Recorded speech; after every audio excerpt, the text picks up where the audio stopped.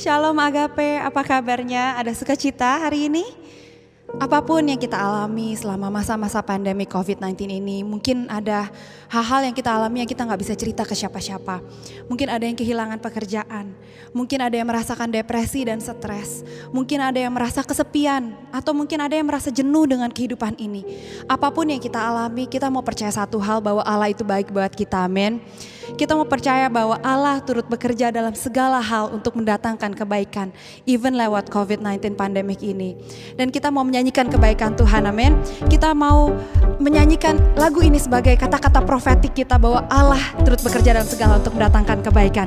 Amin, mari kita nyanyikan lagu ini bersama-sama. Tiada taranya, tiada bandingannya, kebaikanmu Bapa di hidupku. Amin Yesus, mengubah segalanya, kasih yang ku terima tak tergantikan. Sekali lagi tak tergantikan, tak tergantikan.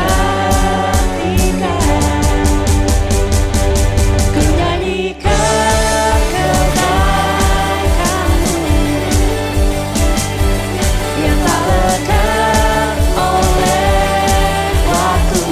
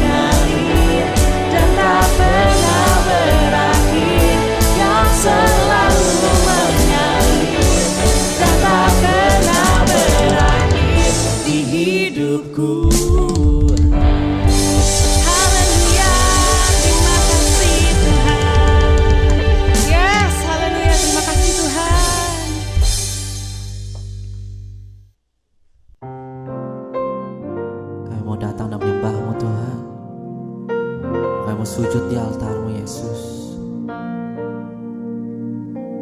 Makasih Tuhan. Bila hati terasa berat, tak seorang pun mengerti bebanku. Ku tanya Yesus, apa yang harus ku buat? Dia berfirman, mari datanglah. Dia selalu pedulikan aku. Ku datang Yesus, Dia pikul segala bebanku. Sujud di altarnya, ku bawa hidupku. Ku terima anugerahnya, diampuniku dan bebaskanku. Dia ubah hidupku, baharui hatiku. Sesuatu terjadi saat datang di altarnya.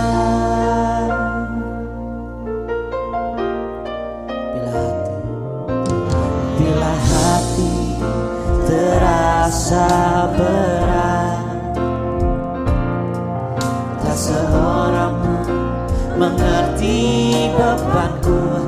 Ku tanya Yesus, apa yang harus ku buat? Dia berfirman, mari datanglah. Dia selalu pedulikan aku. Ku datang Yesus, Dia pikul segala bebanku. Sujud di altarnya, ku bawa hidupku. Ku terima anugerahnya, diampuniku dan bebaskanku. Dia ubah hidupku, baharui hatiku. Sesuatu terjadi saat datang di altarnya. Oh, sujud di altarnya, ku bawa hidupku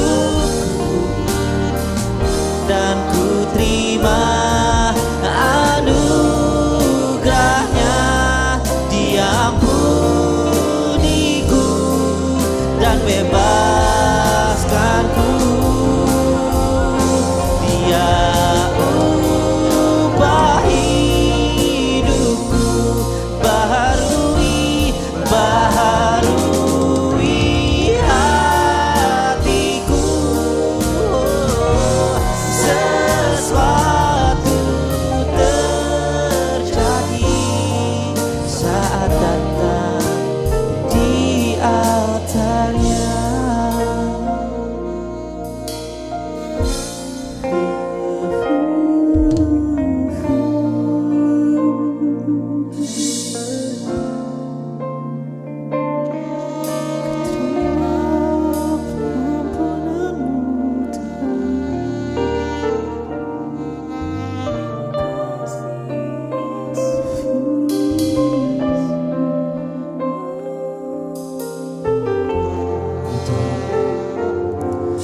datang Yesus Tuhan. Kami mau datang menyembah Engkau Yesus Tuhan. Di altar-Mu Yesus Tuhan, di bait suci-Mu Yesus Tuhan.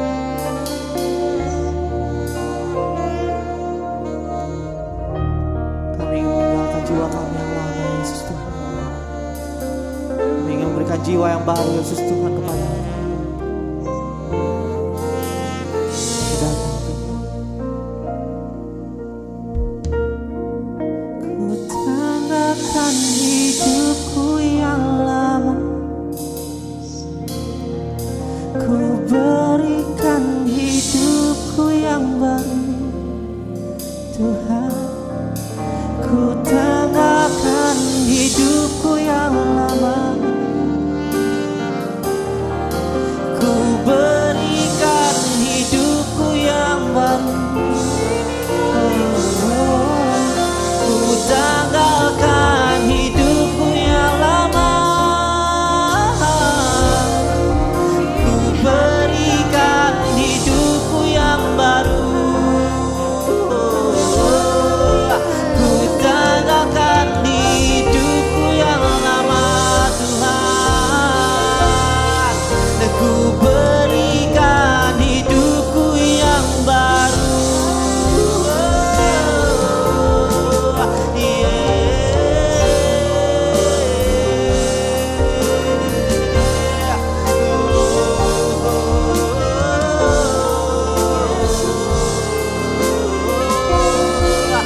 Mau sujud di altar-Mu Tuhan,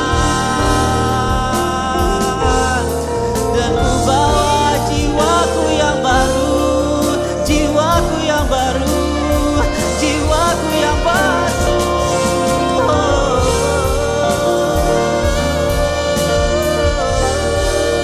Jiwaku yang mau memuji-Mu Tuhan, jiwaku yang mau menyembah-Mu Tuhan, menyembah-Mu Tuhan, karena Engkau sungguh baik.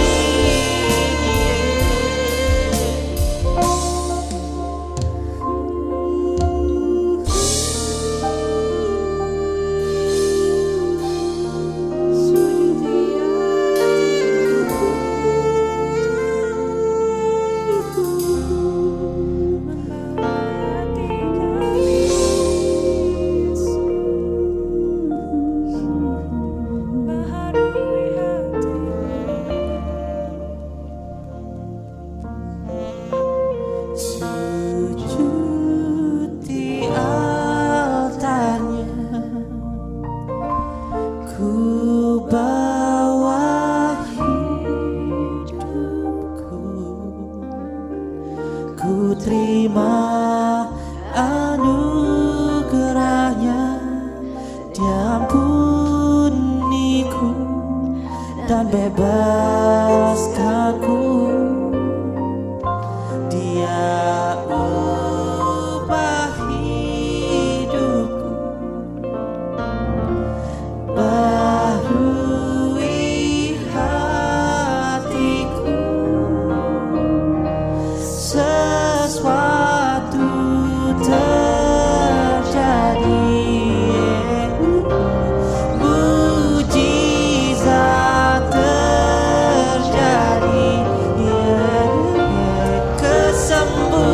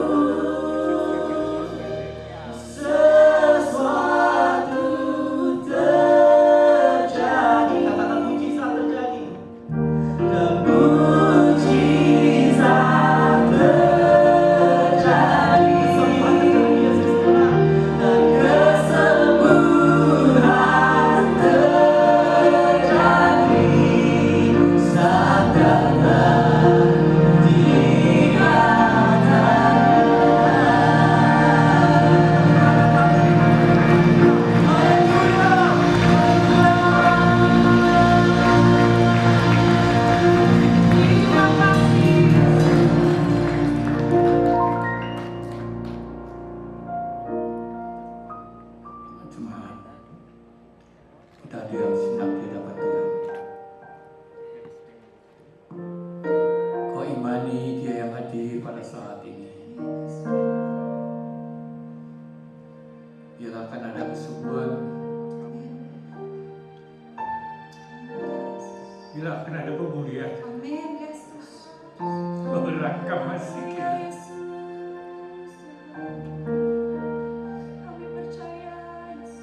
Kau angkat tanganmu ke hadiratnya. Angkat tanganmu ke hadiratnya. Serahkan hidupmu sepenuhnya pada Dia.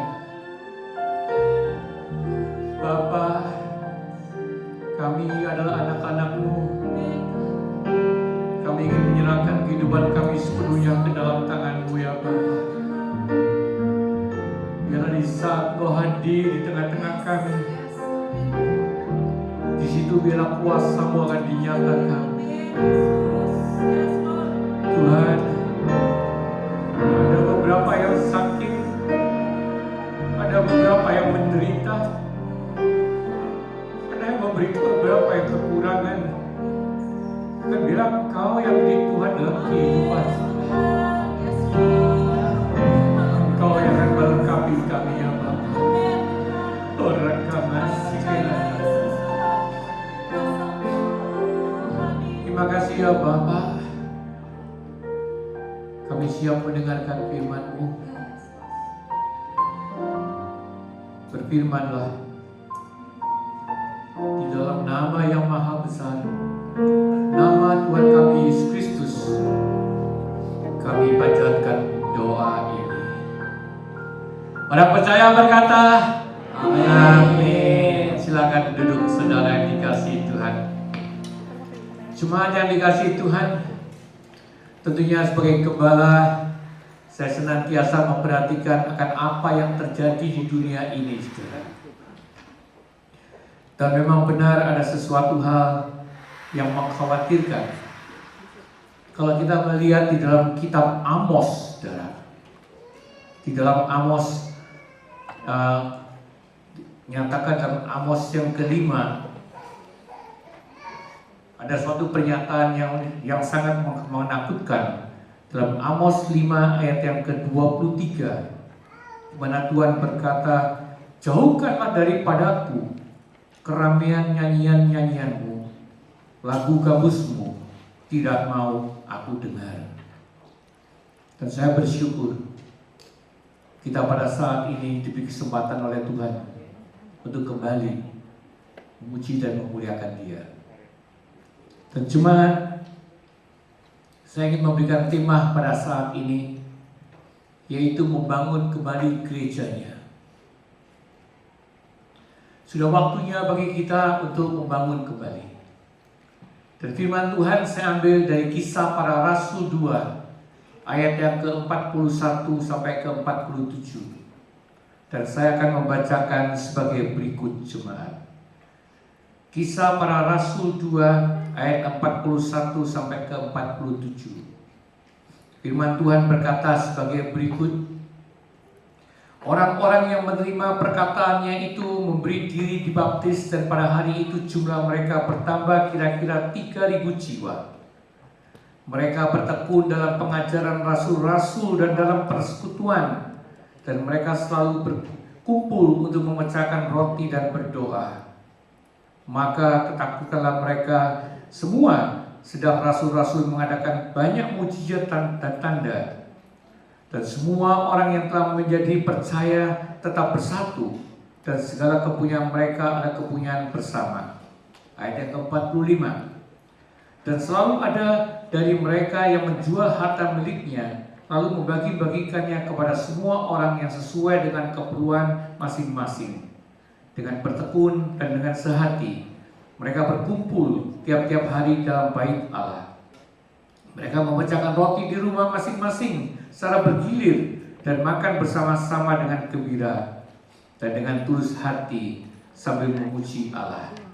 Dan mereka disukai semua orang, dan tiap-tiap hari Tuhan menambahkan jumlah mereka dengan orang-orang yang diselamatkan. Katakan amin. Mari kita diam sejenak dan berdoa.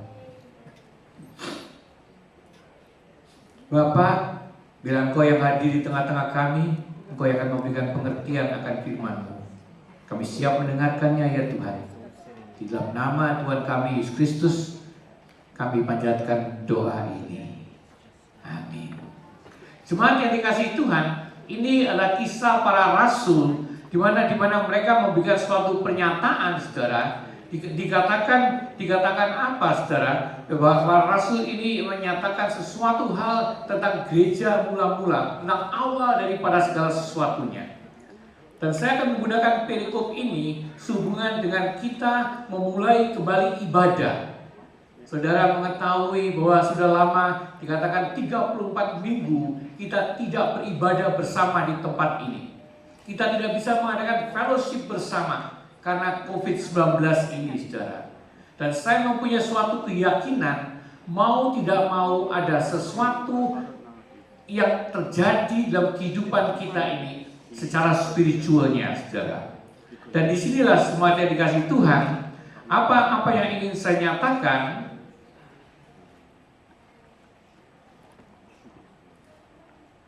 Apa yang saya nyatakan, saudara, saat ini adalah proses bagi gereja untuk membangun kembali. Dan saya diingatkan dengan apa yang dinyatakan oleh Nabi Nehemia, saudara. Di mana pada waktu itu Nabi Nehemia mempunyai tugas untuk membangun kembali tembok Yerusalem. Dan kemudian dikatakan dalam Nehemia 2 ayat yang ke-13, dikatakan aku menyelidiki dengan seksama tembok-tembok Yerusalem yang telah terbongkar dan pintu gerbang-gerbangnya yang habis dimakan api. Dan tentunya jemaat, sebagai seorang gembala saya tidak akan diam. Sebagai seorang gembala mempunyai tugas untuk mengadakan evaluasi, untuk menentukan apa yang menjadi masalah, apa yang menjadi akibat daripada COVID-19 ini, saudara. Saya mengetahui betapa banyaknya akibat-akibat daripada COVID ini, saudara. Dan kalau kita memperhatikan beberapa segala sesuatu ini, saya ingin membawa engkau melihat akan gereja mula-mula yang dicatat dalam kisah para rasul gitu. Dan jemaat, mari kita perhatikan ada 3 poin yang ingin saya nyatakan pada saat ini. Poin yang pertama yaitu bersemangat memulihkan kerohanian.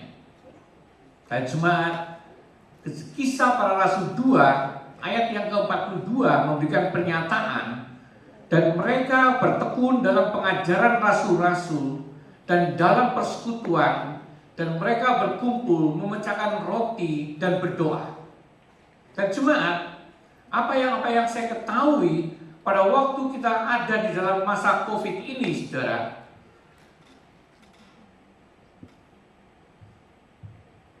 apa yang terjadi pada waktu ini, saudara, dikatakan bahwa kita mengalami kesulitan untuk bisa berkumpul bersama. Kita mengalami kesulitan untuk dapat berfellowship. Kita mempunyai kesulitan untuk bisa beribadah bersama. Dan mau tidak mau saya ingin menyatakan pengaruh daripada kejadian COVID-19 ini mempengaruhi kita secara spiritual. Kalau dapat saya nyatakan, saudara, memang betul dunia berkata, dengan adanya COVID ini banyak orang yang kemudian mencari Tuhan, banyak orang yang kemudian memberikan dirinya untuk percaya kepada Tuhan. Iya, saya setuju. Ada, tetapi tidak banyak. Tetapi yang lebih banyak lagi yang perlu kita perhatikan adalah efek negatifnya, saudara. Yang mau tidak mau, karena kita tidak bisa beribadah, karena kita tidak bisa berfellowship bersama, karena kita tidak bisa belajar Alkitab bersama. Mau tidak mau, apalagi ditambah dengan jumlah kematian, apalagi dengan jumlah mental illness yang sedemikian tingginya, maka mau tidak mau, kehidupan spiritual kita pun juga terganggu, saudara. Dan ini yang membuat kita prihatin, membuat saya prihatin akan kehidupan jemaat. Dari sebab itu, saudara, kita akan masuk ke dalam masa baru. Kita akan masuk ke dalam masa yang sedemikian indahnya yang Tuhan berikan kesempatan bagi kita untuk kembali beribadah. Tetapi hal yang perlu kita perhatikan, bagaimana caranya supaya kita ini memulihkan kehidupan kerohanian kita ini. Poin yang pertama, saudara, Tadi dikatakan supaya kita bertekun dalam pengajaran. Maka dari sebab itu saudara, saya ingin mengajak engkau mulai hari ini, engkau harus mempunyai komitmen, yaitu untuk meningkatkan pengajaran. Bertekun dalam pengajaran-pengajaran para rasul, bertekun dalam pengajaran-pengajaran firman Tuhan. Jangan meremehkan firman Tuhan. Saya diingatkan Tuhan Yesus memberikan suatu pernyataan, saudara, di mana Tuhan berkata, manusia hidup bukan dari roti saja. Manusia hidup dari setiap firman yang keluar daripada mulut Allah. Dan ini yang perlu kita sadari. Selama COVID, saya mempunyai keyakinan banyak yang kehilangan pekerjaan, tetapi banyak juga yang bekerja, sehingga melupakan diri pada Tuhan. Nah, disinilah hal yang Tuhan ingin mengatakan. Perhatikan, manusia hidup bukan dari roti saja, tetapi manusia hidup itu dari setiap firman yang diucapkan dari mulut Allah. Mungkin kau mengetahui bahwa apa yang pernah saya ajarkan, bahwa manusia ini terdiri dari 3 unsur, yaitu tubuh, jiwa, dan roh. Nah, kalau kau hanya bekerja, itu sekedar menyenangkan tubuh ini. Tetapi jemaat, kita perlu juga memperhatikan akan roh kita, akan jiwa dan roh ini. Saya harapkan kau mulai memikirkan supaya ada keseimbangan antara bekerja dan mempelajari firman Tuhan. Dan jemaat, mari kita lihat pada bagian yang kedua. Apa yang saya nyatakan bagian yang kedua, mari kita masuk ke dalam persekutuan dan berkumpul bersama. Dikatakan oleh penulis Ibrani 10 ayat yang ke-25 memberikan pernyataan, janganlah kita menjauhkan diri dari pertemuan-pertemuan ibadah kita, tetapi marilah kita saling menasihati dan semakin giat melakukannya menjelang hari Tuhan yang mendekat. Saudara, ada orang bertanya dengan saya begini, kira-kira nanti kalau gereja kembali, orang-orang yang sudah terbiasa online itu mau kembali ke gereja apa tidak? Ada orang berkata, sulit, karena mereka sudah terbiasa melihat online, ada di rumah dengan tenang, tanpa mandi, pakai baju tidur, sambil ada makanan di sampingnya, melihat online. Sekarang harus pergi ke gereja lagi. Rasanya sulit bagi kita untuk mau kembali ke gereja. Tetapi cuma saya ingin berkata, bukan saya yang berkata, tetapi firman yang berkata. Saya bisa mengada-ngada, tetapi Tuhan mengetahui dengan jelas apa yang menjadi kebutuhan akan kehidupanmu. Janganlah kita menjauhkan diri dari pertemuan-pertemuan ibadah kita, tetapi marilah kita saling menasehati dan semakin giat melakukannya menjelang hari Tuhan yang mendekat. Jemaat, hari Tuhan makin mendekat. Jangan menjauh daripada persekutuan. Lakukan ibadahmu dengan sebaik-baiknya sesuai dengan apa yang menjadi kehendak Tuhan. Memang betul ada orang berkata, ibadah tidak selalu di gereja. Tetapi cuma mari kita lihat lebih jauh lagi, saudara. Saya ingin memberikan suatu gambaran yang lebih jelas lagi di dalam ilustrasi yang berikutnya, saudara. Apa yang disayangkan gambarnya tidak muncul, saya nggak tahu kenapa gambarnya tidak muncul. Tetapi sebenarnya apa yang saya gambarkan di sini, saudara, itu ada gambaran api unggun, saudara. Api unggun, campfire. Nah, di mana dikatakan kalau campfire itu bisa menyala kalau semua kayu-kayu disatukan. Tetapi segera kayunya dipisahkan, maka kayu itu akan mudah mati apinya.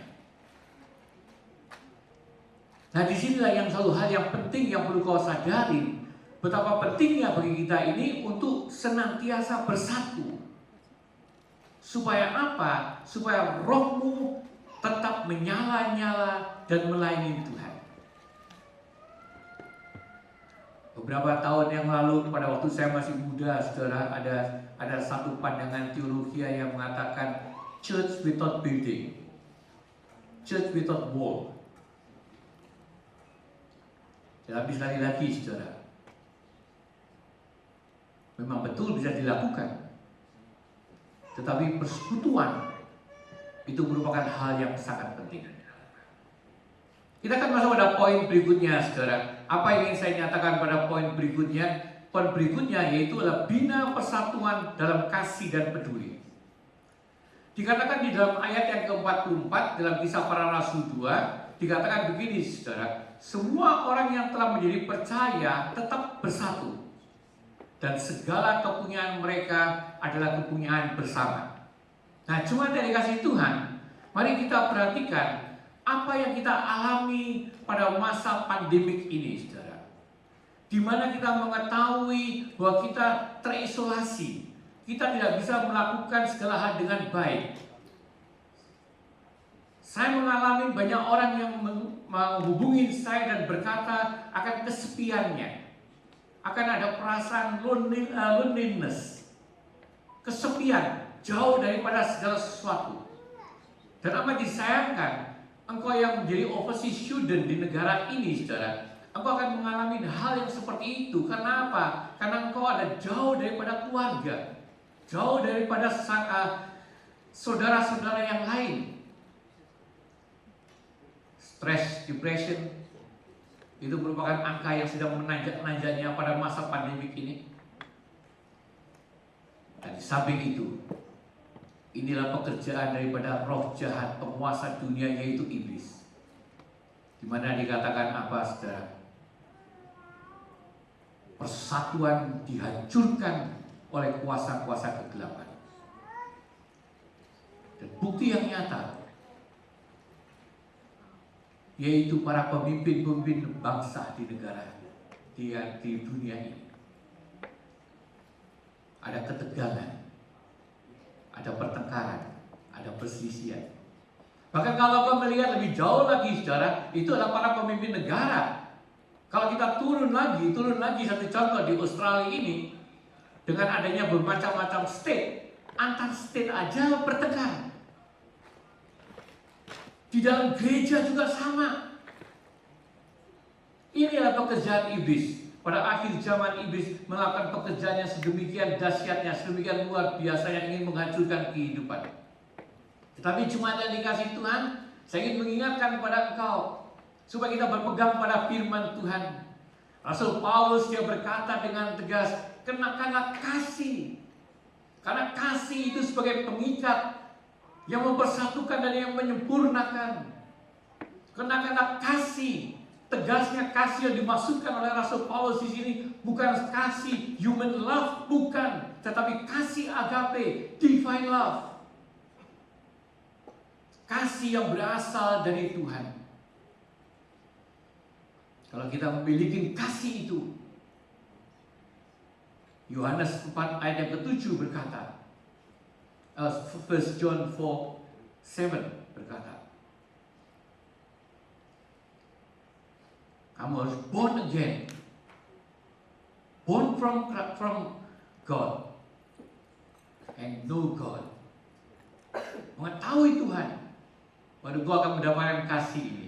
Dan kasih ini akan dibutuhkan pada saat ini jemaat. Saya merindukan supaya engkau yang menjadi bagian daripada gereja agape ini, apalagi gereja ini mempunyai nama agape, supaya engkau benar-benar memperhatikan akan kasih ini. Saya ingin menggambarkan contoh yang ada dikatakan oleh Gary Chapman. Gary Chapman mempunyai pernyataan ada yang 5 bahasa kasih, yaitu perkataan, pemberian, pelayanan, kebersamaan, dan sentuhan. Dan kalau kau perhatikan dari 5 bagian ini, saudara, maka saya bisa mengatakan 3 di antara 5 ini kena pengaruh yang sedemikian luar biasanya dalam pandemik, di mana kita tidak bisa melayani satu dengan yang lain. Kita tidak bisa bersama, apalagi sentuhan. Kita tidak bisa melakukannya. Tetapi cuma yang dikasih Tuhan, Memang betul di antara 5 ini ada beberapa yang perlu kita perhatikan, seperti sentuhan kita tidak boleh pada saat ini. Tetapi kita masih bisa melakukan hal yang lain, yaitu pemberian, pelayanan, kebersamaan.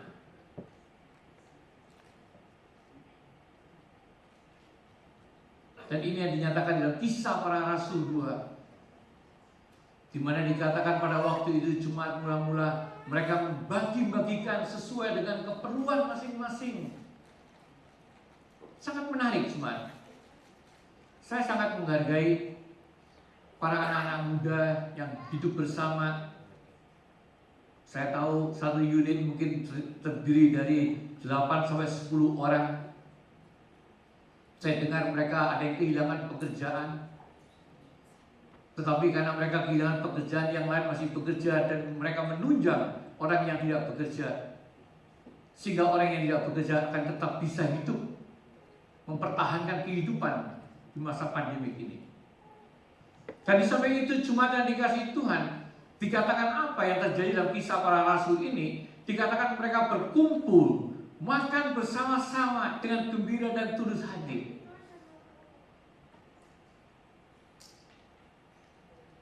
Saya akan masuk pada poin yang ketiga, mengingatkan waktu.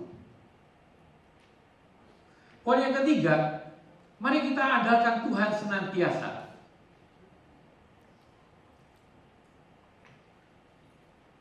Kisah Para Rasul 2 ayat 47 memberikan pernyataan sebagai berikut, saudara. Mereka disukai semua orang, dan tiap-tiap hari Tuhan menambahkan jumlah mereka dengan orang-orang yang diselamatkan. Mereka disukai semua orang.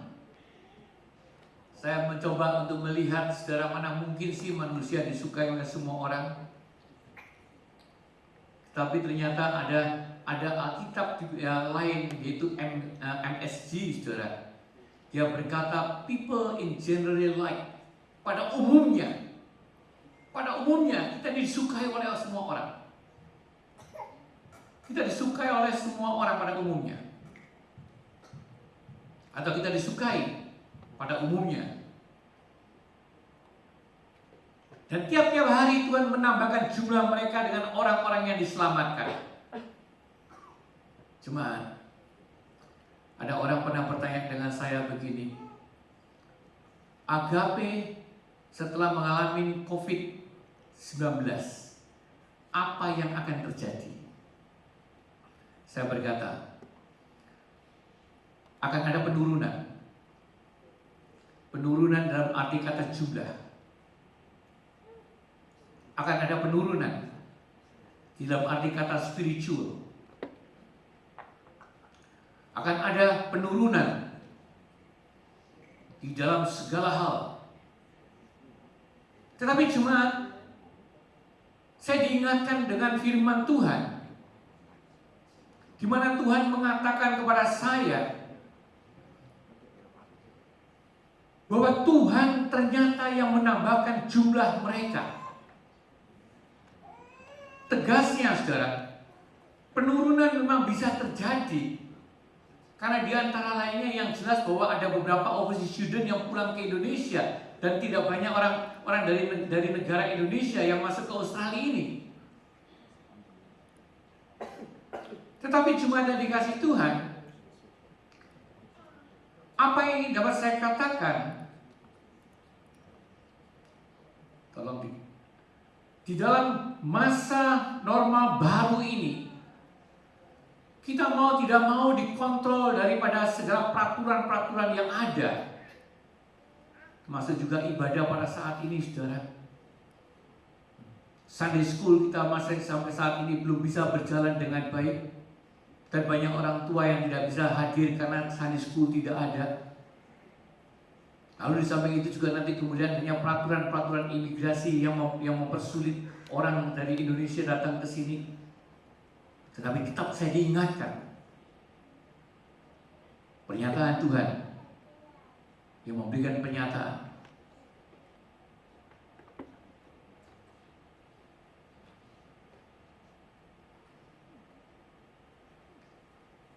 Tolong diklik. bahwa Tuhan yang menambahkan jumlah mereka dengan orang-orang yang diselamatkan. Tuhan yang menambahkan. Jemaat, perhatiin. Jangan kita berusaha untuk menambah orang dengan kemampuan diri sendiri. Karena apa? Karena ternyata di dalam Alkitab memberikan suatu pernyataan Tuhan yang akan menambahkan. Bahkan kalau kau mengetahui lebih jelas lagi, saudara, di mana Rasul Paulus memberikan konfirmasi yang jelas sekali dicatat dalam 1 Korintus 3 ayat yang ke-6, di mana Rasul Paulus mengatakan bahwa Rasul Paulus yang menaburkan benih dan kemudian Apolos yang menyirami, tetapi dinyatakan Tuhan yang menjadikan pertumbuhan. Tegasnya, saudara, pertumbuhan itu disebabkan oleh Tuhan. Gereja Agape bertumbuh bukan karena kepandaian daripada pendeta. Gereja Agape bertumbuh bukan karena hebatnya daripada pekerja. Gereja Agape bertumbuh karena Tuhan yang menjadikan pertumbuhan itu. Dan cuma yang dikasih Tuhan, maka dari sebab itu mari kita perhatikan akan apa yang perlu kita lakukan pada saat ini. Kita tidak bisa menjadikan pertumbuhan, Tuhan yang akan menumbuhkan. Tetapi apa yang bisa kita lakukan? Kita bisa melakukan sesuatu bagian daripada kehidupan kita ini. Yaitu apa? Supaya kita bisa disukai oleh semua orang. Supaya kita bisa disukai oleh semua orang. Dan bagaimana caranya supaya kita bisa disukai oleh semua orang? Berdasarkan Alkitab, Alkitab berkata, kamu harus hidup seperti Kristus telah hidup.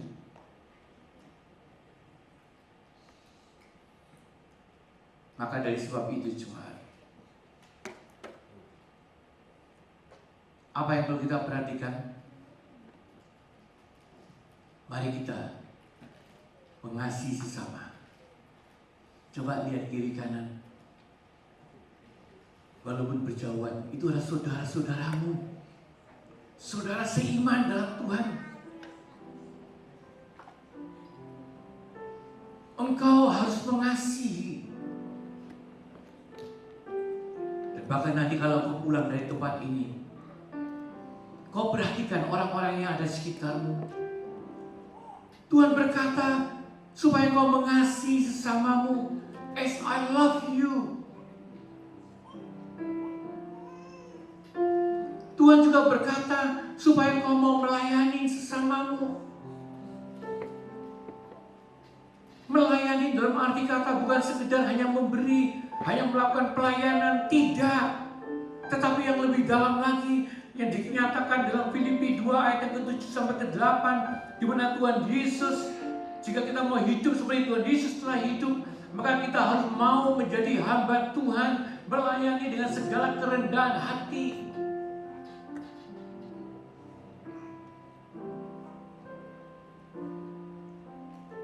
Dan di samping itu, mari kita berubah.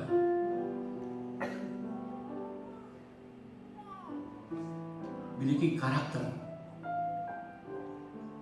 seperti Kristus.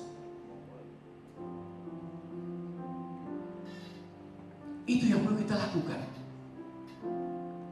Itu yang menjadi tantangan bagi kita. Itu yang menjadi tantangan bagi gereja di masa kini. Bukan dengan kegiatan, bukan dengan kehebatan,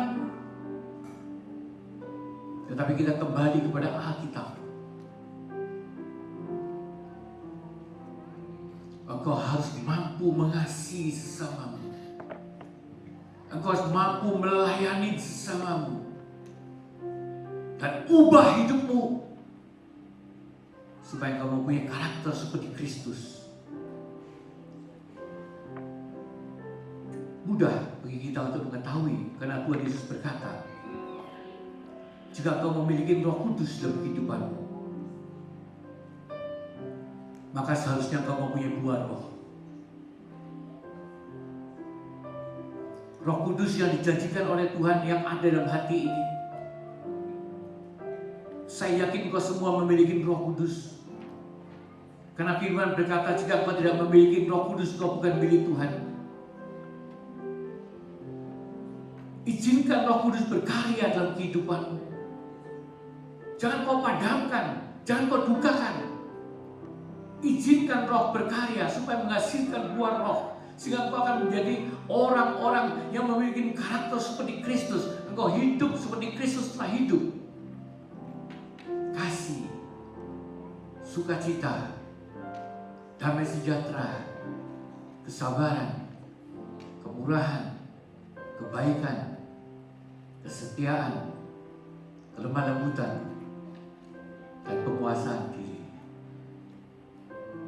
Semua mari kita pakai berdiri. Tim Bosip masih kita ke depan. Kita masuk pada konklusi. Ada 3 hal yang perlu kau lakukan jemaat. Kita masuk ke dalam pasal baru. Sudah waktunya bagi kita untuk membangun bersama. Mari kita bangun bersama kerajaan Tuhan. Kedatangan Tuhan makin mendekat. Jangan kau sia-siakan hidup ini. Mari kita bangun kerajaan Tuhan.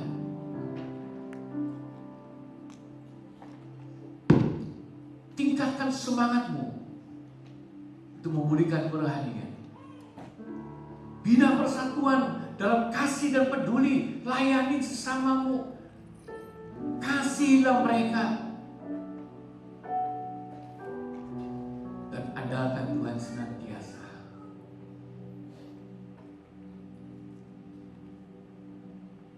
Mari kita sujud ke hadapan Tuhan.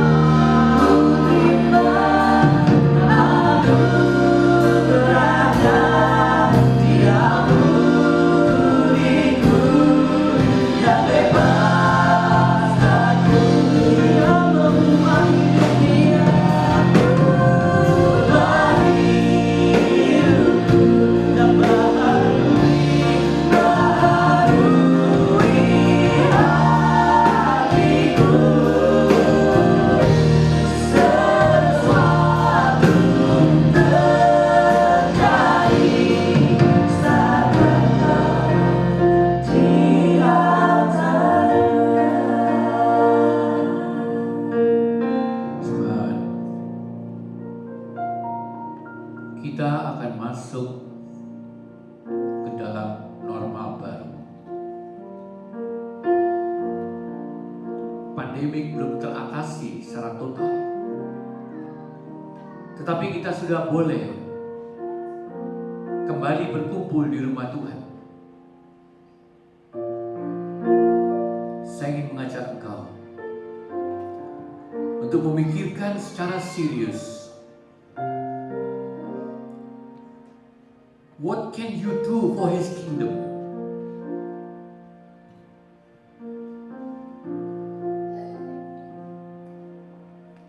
Apa yang dapat kau lakukan untuk kerajaan Tuhan?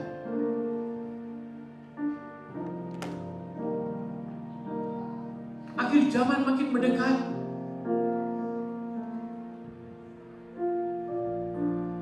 Sedemikian dekatnya.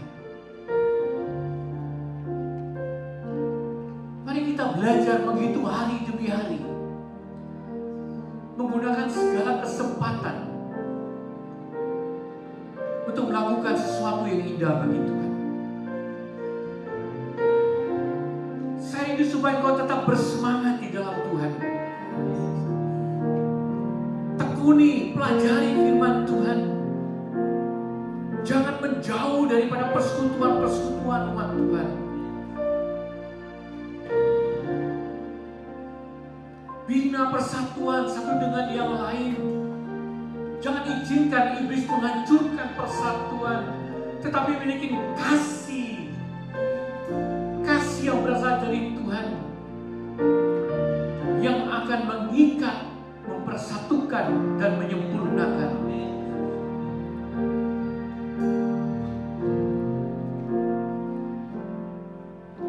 Andalkan Tuhan senantiasa.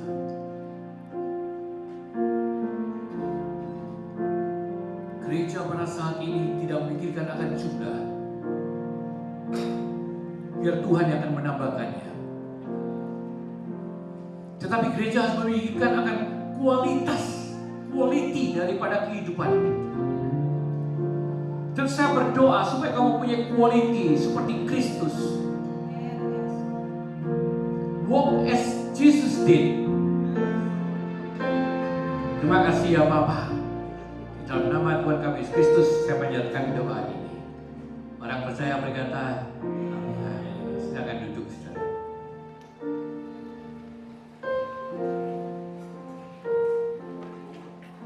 We believe in God the Father.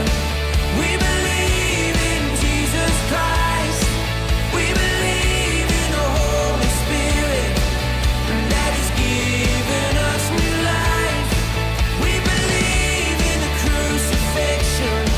We believe that He conquered hell. We believe in His resurrection, and that He's coming back again. We believe.